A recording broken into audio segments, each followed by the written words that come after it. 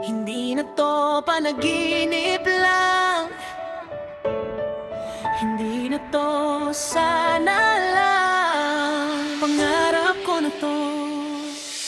Dati sa isip ko lang to nabubuo, ngayon kahit papaano hawak ko na to. Hindi man perpekto, hindi man buo, pero ramdam ko na papunta na ako. Mga bagay na dati pinapangarap ko lang, ngayon unti-unti ko nang nararanasan. Hindi na ako yung batang naghihintay, ako na mismo ang gumagawa ng paraan. Hindi ko nahihintayin na ibigay sa akin, ako na mismo ang kukuha ng para sa akin. Hindi na ako aasa sa swerte lang, kasi alam kong kaya ko to pag pinaglaban.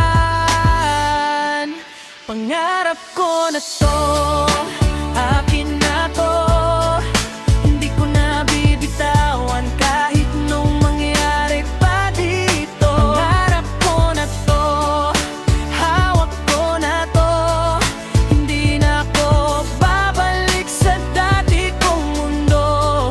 Pangarap ko na to, hindi na mawawala kahit anong mangyari, hindi ko to bibitawan pa sa bawat laban na aking tinahak. Mas lalo kong pinapatunayan na kaya kong makuha lahat. Hindi naging madali ang bawat takbang, dumaan ako sa hirap bago ko to naramdaman. Pero lahat ng pagod at sakit na dinaanan ngayon nagiging dahilan kung bakit ako lumalaban. Hindi na ako takot mawala ulit, kasi alam ko sa sarili ko kaya kong bumalik. Kung saan man ako dalhin ang